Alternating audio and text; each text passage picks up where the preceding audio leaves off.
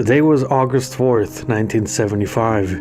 Robert Plant and his family were injured in a violent car accident at the Greek island of Rhodes. What began as a vacation in June through Morocco before joining his bandmates in Tax Exile Montreux, Switzerland, ended in an almost fatal misfortune on a Monday afternoon. A swan song press release on August 8th shared the devastating news with the rock and roll world. Led Zeppelin were to begin rehearsals in Paris on August 14th, just before a much-anticipated US tour in the fall. 110,000 tickets for 2 shows at Oakland Coliseum, August 23rd and 24th, were sold out, and promoter Bill Graham could only watch the concert evaporate in refunds and disappointment. Other shows were scheduled and suffered the same fate.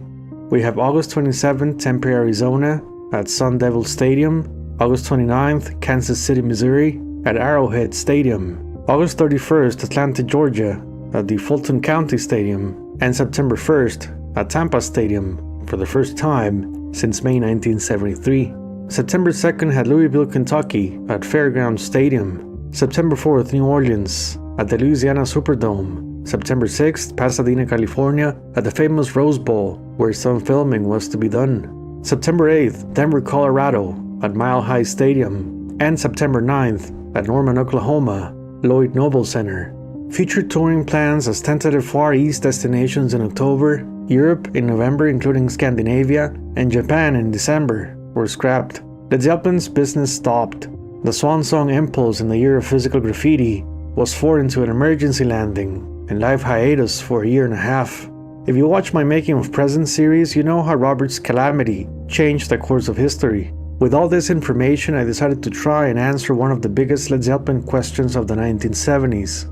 What if Robert's accident didn't happen and the band went on tour in the fall of 1975? What happens to their plans to conquer the world? I will try to answer these questions coming up next. If you are a first-time visitor to the channel, please keep in mind I'll be using actual venues and events that took place, mixed with some creative liberties to make a what-if scenario script. This is the making of the alternate timeline.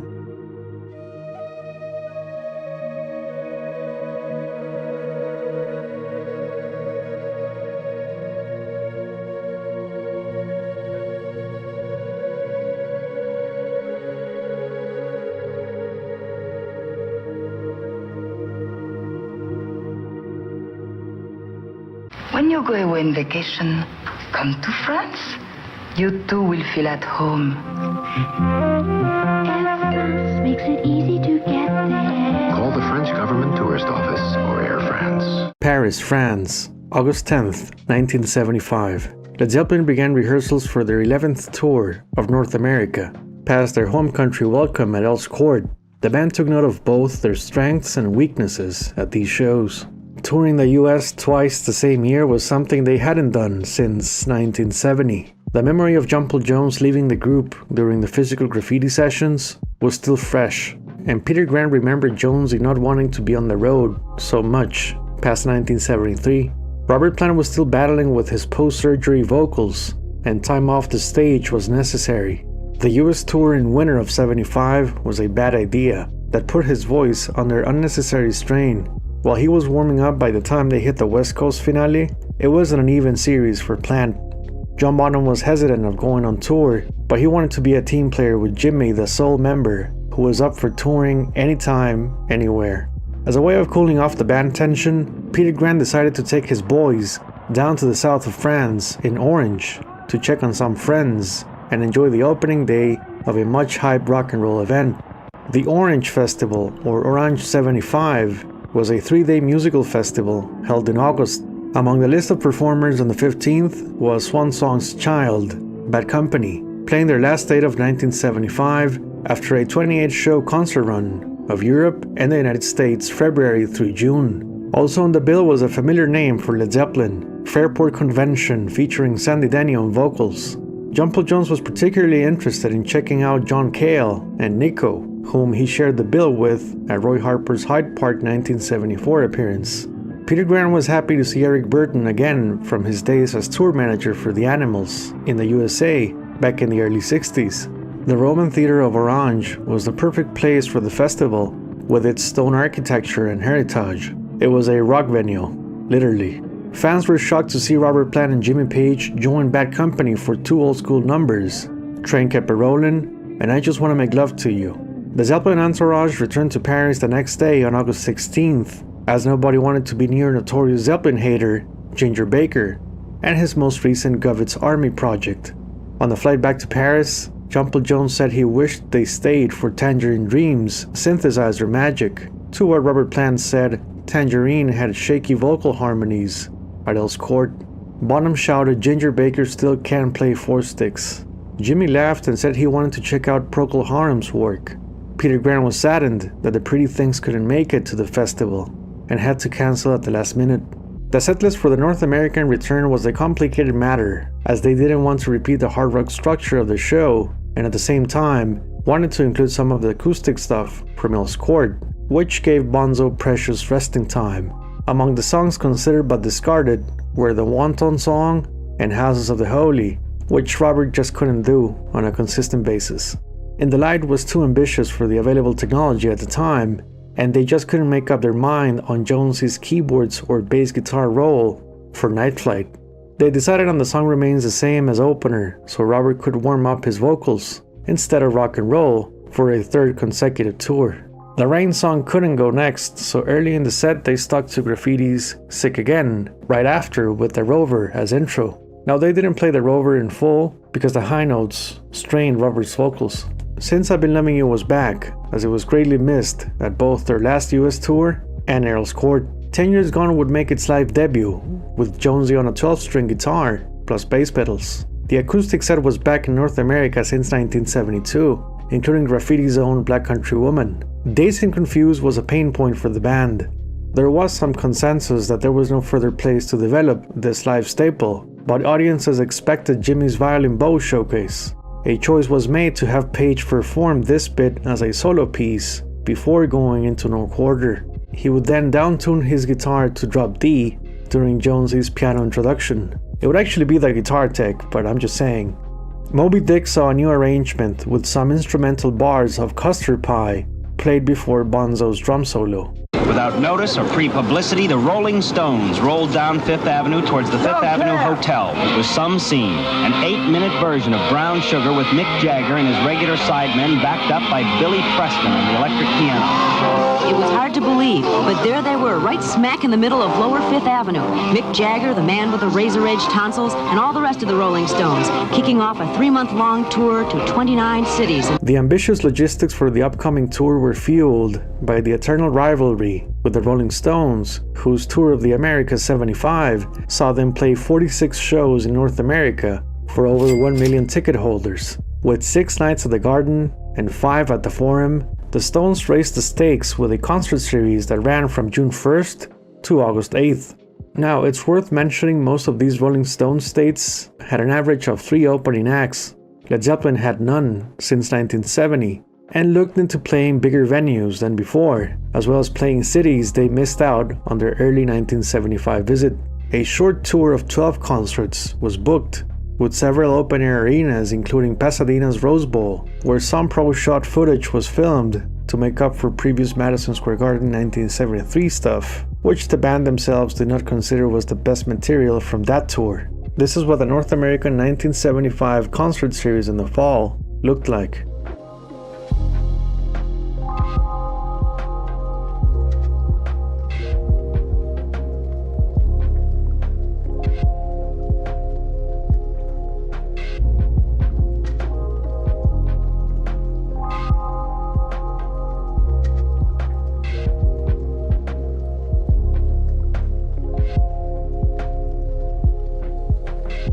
Now let's take a look at some of the first-time venues for Led Zeppelin on their second US visit in 1975.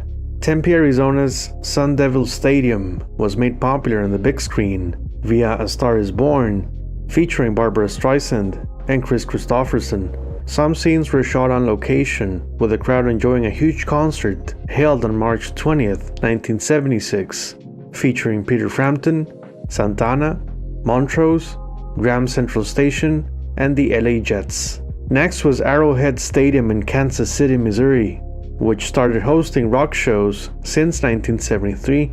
By 1977, it was the place of many events, including Peter Frampton on July 31st, with supporting acts Styx, Steve Miller, and Rick Derringer. Louisville, Kentucky's Fairgrounds Stadium had little rock activity, with just 3 shows since 1973. Its design reminds me of Led Zeppelin's Australian venues of 1972. Next we have New Orleans, Louisiana Superdome, which, like Pontiac's Silverdome, could hold up to 75,000 fans, and there hadn't been a big rock show by 1975. Pasadena's Rose Bowl was a milestone for Led Zeppelin with a capacity of 100,000 fans. It was the home of a rock festival back in 1968 and the site for Super Bowl XI in 1977. Hosting a concert with England's finest band broke new grounds for promoters. Mile High Stadium in Denver, Colorado was another huge venue with a concert capacity of 75,000 ticket holders. In the same way as Kansas City, it saw performances by Peter Frampton and the Eagles in 1976, as well as the Colorado Sunday No. 2 Festival on June 26, 1977. Norman, Oklahoma's Lloyd Noble Center was one of the small venues of the tour, with a capacity of 10,000. But hey, Elvis Presley played here in March 1977, so it made sense to perform there. Rich Stadium in Orchard Park, New York grew in popularity, drawing big crowds for Elton John and Peter Frampton in 76, as well as Yes in 1977. September 20th was the closing date of the tour for Led Zeppelin at Jacksonville's Gator Bowl, where The Who played in 1976. With a capacity of 72,000 fans, it was the last outdoor event to celebrate a growing concert business moving into the open-air potential of bigger shows, bigger profits, and a sound crew challenge dealing with these types of acoustics.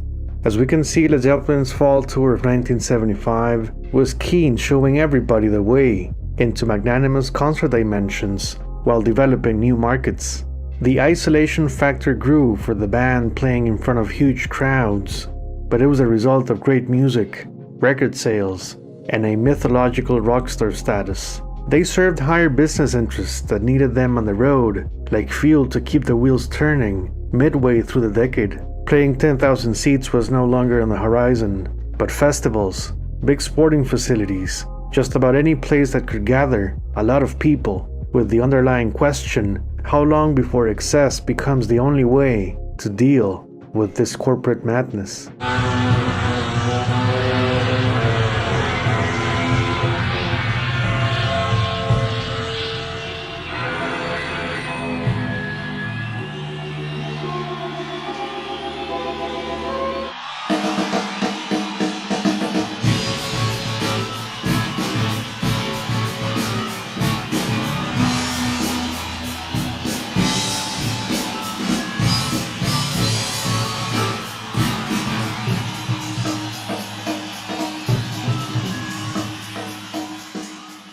Past their tour of America, Led Zeppelin took some time off before going for a European tour in late October, early November. Taking their big Showco stage show across the old continent was expensive, and despite the physical graffiti publicity that year, they only managed to play single dates in several venues in West Germany, Austria, Switzerland, Netherlands, Belgium, and France. Their concert season ended midway through November with a 9-date concert series in Japan through several cities.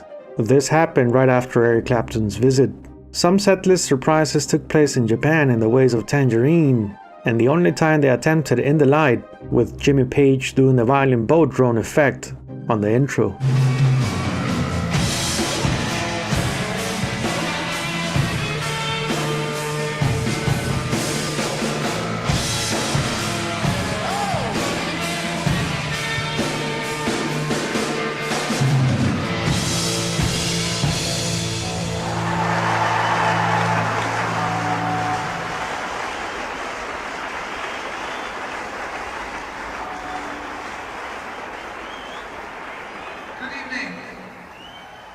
Now there was an underlying truth nobody wanted to accept.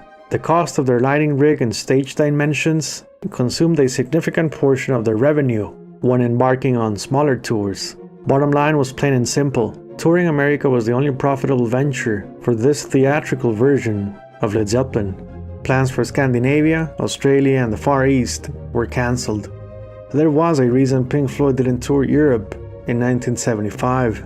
Welcome to the machine, where business comes before the music.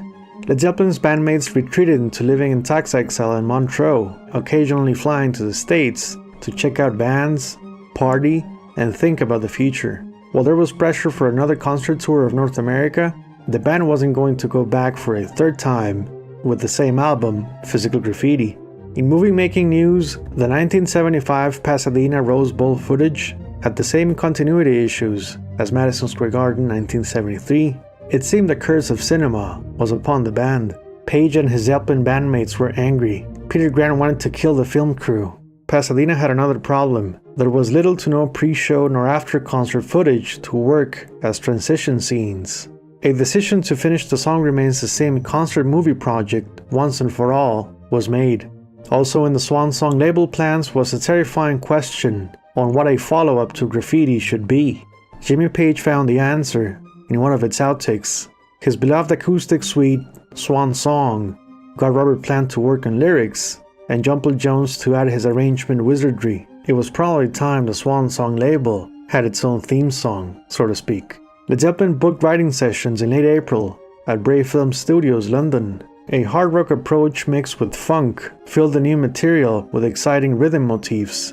Achilles' Last Stand used live elements from Dazed and Confused, including the ascending San Francisco arpeggio in E minor and C. There was also room for a Jumble Jones keyboard-driven song with the working title 10 Ribs and All, Carrot Pod.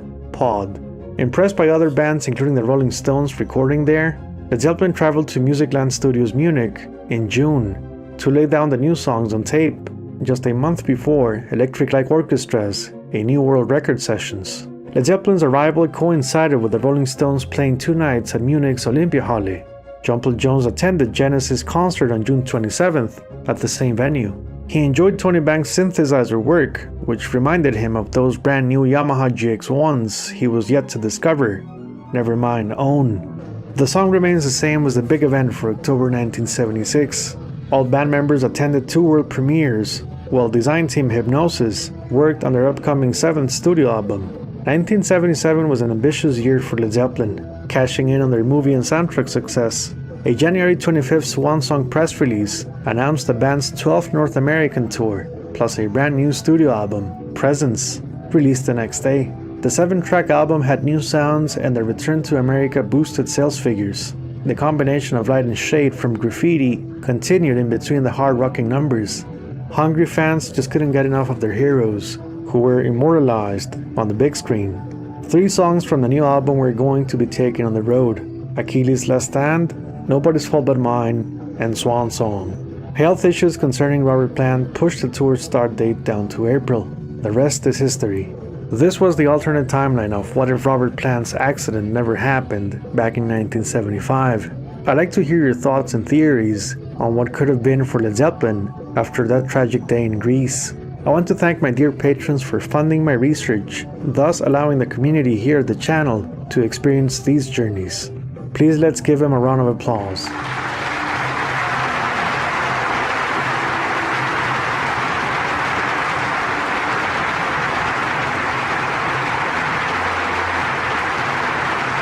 Until the next time, thank you very much for watching. Bye bye.